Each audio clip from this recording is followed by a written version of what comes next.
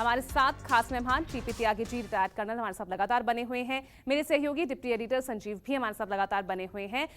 त्यागी जी, यहाँ हमने बयान भी सुना नैन्सी पेलोसी की तरफ से जिस तरह से आया है, लेकिन सबकी इस वक्त जो नजरें हैं, क्योंकि आपने जिस तरह से जिक्र किया यहाँ पर त्यागी जी कि अगर कुछ होना होता तो कल हो जाता, लेकिन बावजूद उसके भी जो टारगेटेड मिसाइल एक्शंस की जो बातें चीन कर रहा है, ताइवान दौरे से जब नैन्सी पेलोसी चली जाएगी उसके बाद ताइवान के लिए बहुत खतरा होगा, उस पर एक्शंस लिए जाएंगे, जो तमाम चीजें वो कह रहा है, उसको लेकर आप क्या कहेंगे? फिर देखिए, बड़े देश को अपनी सुरक्षा करना मुश्किल होता है और छोटे देश को अपनी सुरक्षा करना आसान होता है। ये मिलिट्री टेक्नोलॉजी में समझिए कि यूक्रेन एक बड़ा देश है, उसका एरिया बहुत ज्यादा है, लेकिन ताइवान एक बहुत छोटा सा देश है और इसकी ज्योग्राफिकल सिचुएशन ऐसी है कि इसके ऊपर आराम से अटैक किया ही नहीं जा सकता, क्योंकि इसमें जो शोर है वो शैलो शोर नहीं है, डीप शोर है।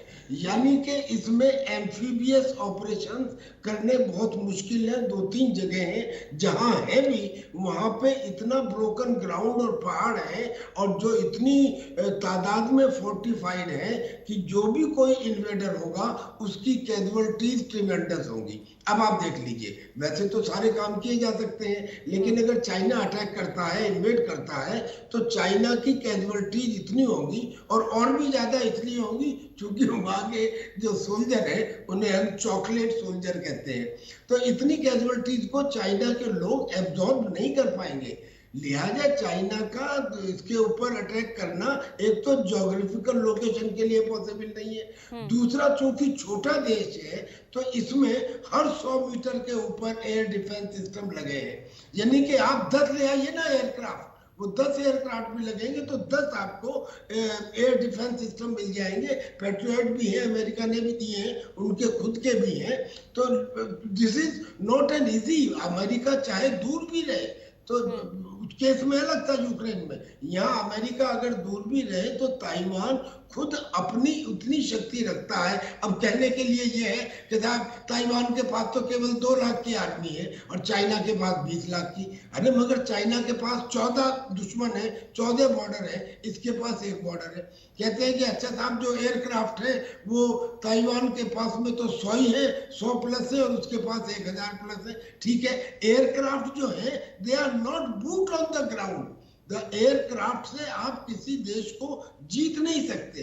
जीतने के लिए लैंड को कंट्रोल करना है, लैंड को कंट्रोल करने के लिए बूट ऑन द ग्राउंड चाहिए। ये मैंने थोड़ी सी बातें इसलिए बताई कि ताइवान को कब्जा करना चाइना के लिए आसान नहीं है, अमेरिका साथ दे या ना दे।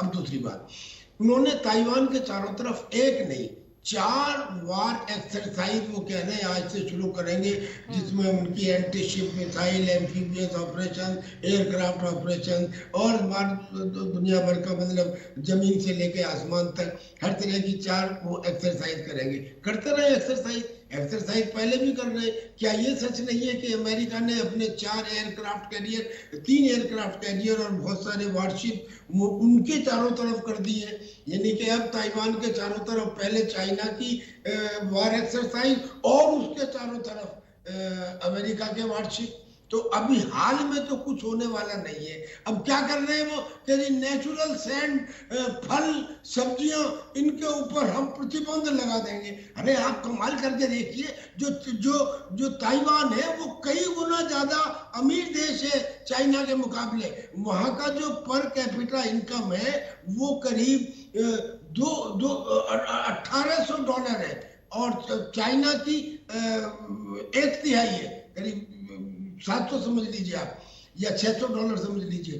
तो वो एक रिच देश है, उससे प्रतिबंधों से फर्क नहीं पड़ता। ये करके देख लिया रशिया के ऊपर भी। और जब एक जगह से प्रतिबंध लगते हैं तो 4 जगह से रास्ते खुल जाते हैं। क्या और देश नहीं है जो उसकी माइक्रोसॉफ्ट चिप है, जो उसका सेमीकंडक्टर चिप है, इसकी जो उसको हासिल है खूबसूरती, वो तो पूरी दुनिया उस पर डिपेंडेंट है। अच्छा त्यागी जी, एक और सवाल ये कि ठीक है चाइना चाहे जो भी धमकियां दे रहा है, जो भी करने की कोशिश या दिखावा ही जो कर रहा है, क्या वाकई इस स्थिति का, क्योंकि अब नैन्सी पेलोसी तो ताइवान अपना दौरा पूरा करके आज चली जाएंगी, तो क्या वाकई में, क्या असलियत में ही क्या चीन और अमेरिका के संबंधों पर इसका कुछ असर पड़ेगा? क्या ये भी सिर्फ दिखावे के लिए, कि जो हम सब सुन रहे हैं ये भी सिर्फ दिखावे के लिए रह जाएगा? ये सब दिखावे के लिए है। ये सब दिखावे के लिए। चीन और अमेरिका आपस में लड़ ही नहीं सकते भाई। ये तो मैंने शुरू में कहा कि ये बनिया देश है। ये अजरबैजान और आर्मेनिया नहीं है, ये ईरान और इराक नहीं है। आप चीजें जो है आप कितना ही कॉम्प्लेक्स करते रहिए, लेकिन बेसिकली कॉमन सेंस से चलती है। जिस आदमी का टोटल, या जिस देश का, देश भी एक परिवार की तरह है, अगर टोटल इकोनॉमी के ऊपर फोकस है तो वो लड़ेगा नहीं, वो दिखाएगा। वो मैसेजिंग है, मैसेजिंग चलती रहेगी। ये एक डर बना रहे कि अमेरिका चला जाएगा तो फिर हम ताइवान के ऊपर अटैक कर देंगे, इस बहाने अमेरिका भी साउथ चाइना सी में रहे। लेकिन अब अमेरिका हो या चाइना हो, इनका जो साउथ चाइना सी में इंटरेस्ट है वो मैंने बताया, it is because of the reserve of oil and gas in that area and because of the free trade. Tyagi ji बने रहिएगा। संजीव त्रिवेदी से भी एक छोटा सा मैं रिएक्शन लेना चाहूंगी। संजीव, भारत इसे किस तरह से देख रहा है? यहां पर किस तरह की प्रतिक्रिया सामने आ रही है? देखिए, स्टडीड साइलेंस है और बहुत ही ध्यानपूर्वक जो भी इमर्जिंग सिचुएशन है इस वक्त ताइवान, अमेरिका और चीन के दरमियान, उसको भारत पढ़ रहा है।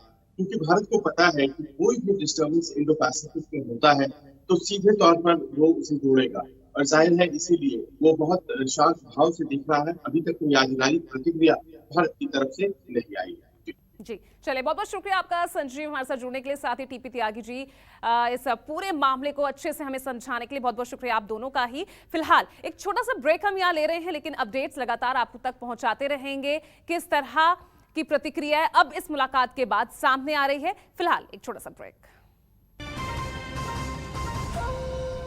नमस्कार, मैं हूं मानक गुप्ता। अगर आपको हमारा ये वीडियो पसंद आया हो तो इसे लाइक और शेयर जरूर करें, और हां, हमें सब्सक्राइब और फॉलो करना ना भूलें ताकि आप देश और दुनिया की कोई खबर मिस ना करें। तो जुड़े रहिए हमारे साथ और देखते रहिए न्यूज़ 24।